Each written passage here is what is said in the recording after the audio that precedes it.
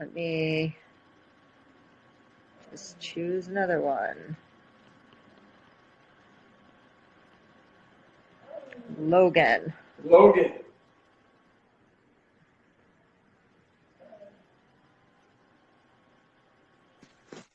Oh, one sec, man. Hey, What's going on, Logan? nothing much. Hey, just real quick.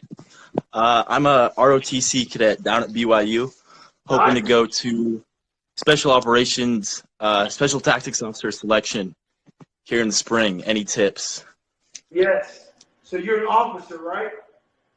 I will be when I commission. Okay. So basically, everybody going through that training, they're going to look at you, even though you're in the same training as the enlisted and everybody else, they're going to look at you like you know everything. So I actually started in the... Huh? Oh, sorry about that. I actually enlisted in the reserves about 2 years ago.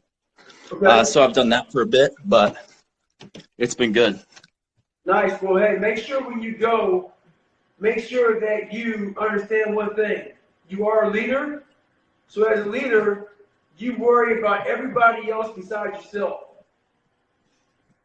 Make sure that when you go there, and trust me, by you having that mindset, it will make everything you do easy.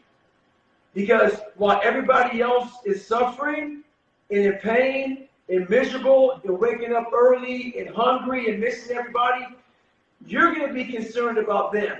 If you're concerned about them more than yourself, you're not thinking about how miserable you are, how much pain you're in, how tired you are, how much you miss people. Your job will be to take care of your men, and if you have girls in your class, girls also. So think about that. As a leader, you don't fucking matter. You take care of them. Yes, sir. We'll do that. All right, man. Hey, thanks for talking. Hey, have a Merry Christmas. Merry Christmas. Bye. Bye-bye. A lot of people just saying thank you for doing what you're doing right now.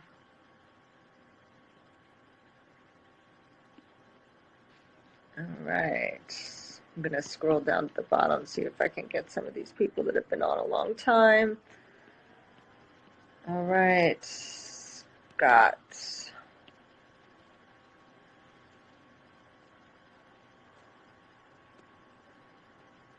We're just waiting for Scott. And, oh, there you go. Scott, what's going on, brother? How's it going, David? How you doing, man? Doing good, man.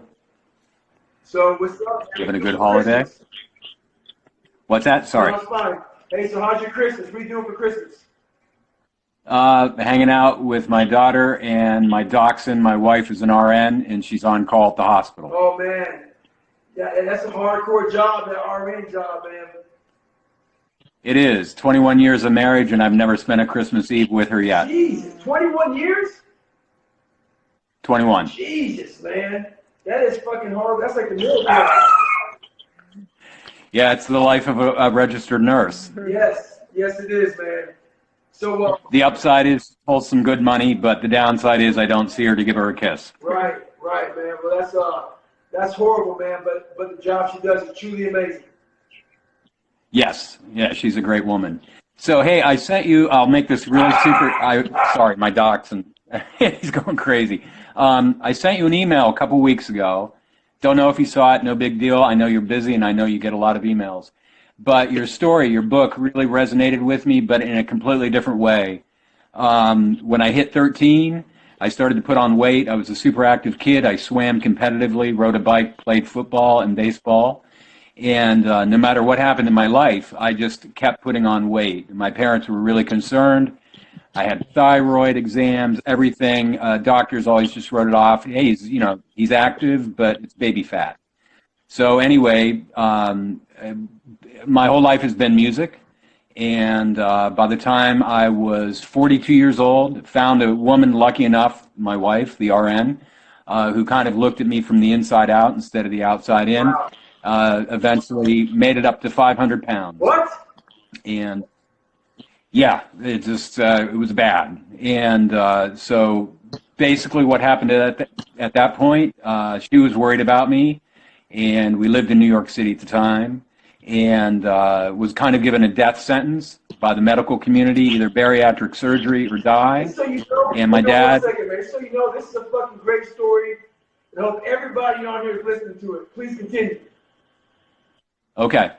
So 501 pounds by 42 years old, and every specialist I went to said, you know, it's either pills or surgery, you're going to die. And it seemed logical, you know, because they're like, how do you get to 500 pounds? Obviously, you don't want to be this size, so everything you've tried is not working. And the more I heard that, the more it fucked me off. So my wife was very concerned, and she's a woman of science, but she also loves me. And she said, you've got to do the surgery. And I decided to kind of try to figure it out for myself or die trying.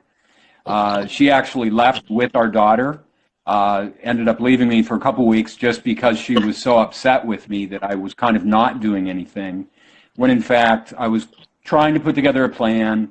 I got very lucky. They came back to me. Daughter's now 20 years old, still married.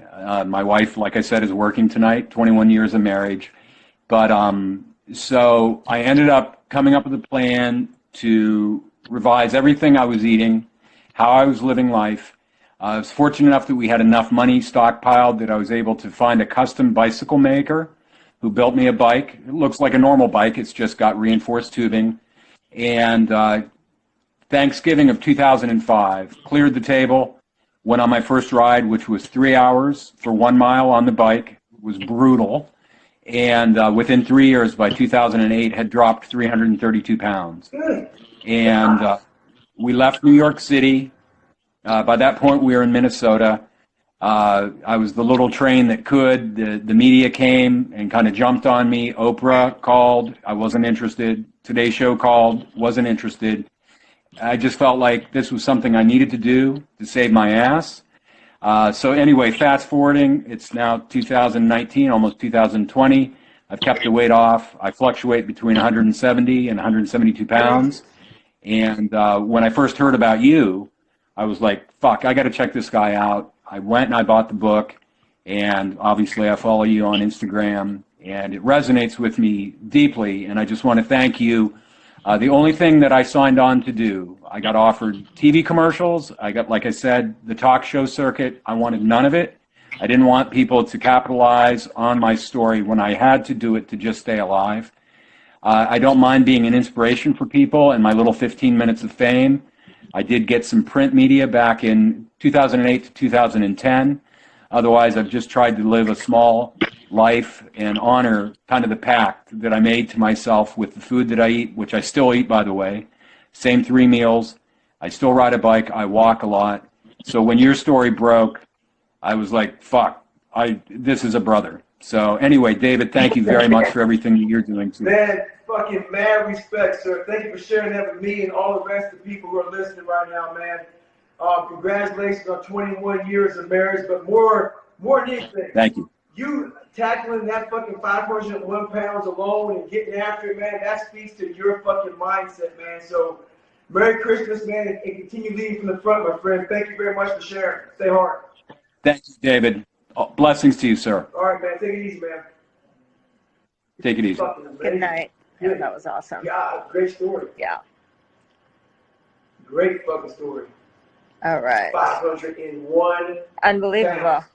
I was 300 and thought I fucking. He lost you. He lost me. Think about that. He lost you. He lost Big David Goggins. Yep. All right. This is Rebecca. She declined. Rebecca, lots of other people will be happy you declined. No one's getting annoyed with me right now. All right, Aaron. Someone paste David at McNaughton, 150. Joshua. Oh, you gotta get him. I can't find their names. Joshua Toy Powers is okay. Someone's just coming up. Hello. Yo, what's up? Hey, how you doing? Hey, what's up, man? So, my name's Aaron, and I have a question for you. What is your take on, or how can I find my mission in life? That's one question I cannot answer, my friend. But what I did for me was I spent a lot of alone time. So what happens is nowadays everything is so fast. All these phones like I'm on right now, computers, TVs, we are inundated with fucking information. Inundated with able to pick up a phone, look at shit. So the most powerful weapon, we never use it anymore, and it's our own brains. So we're unable to think about what we truly want and what our mission is in life. But if you take and set aside time, you will definitely find that mission, man. But you gotta set aside time for yourself in a quiet room with you alone, away from this fucking fast-paced world.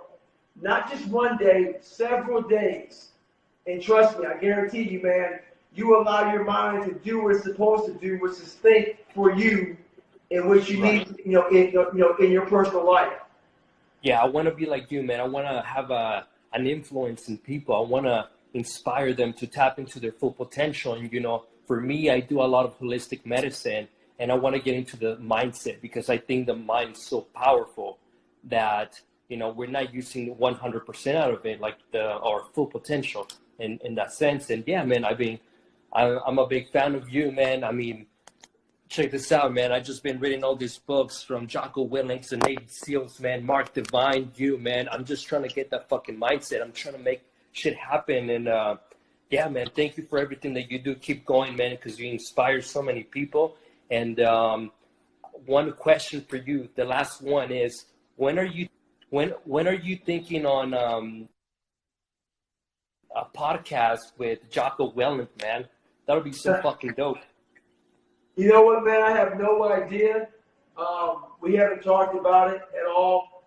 He's kind of doing his thing. I'm kind of doing my thing, man. But, maybe one day that might happen. But I have no idea right now. Sounds good, man. Hey, thank you so much, Goggins. All right, man. Stay hard, man. Stay hard. All right, I'm going to try to get this gentleman, Tyler.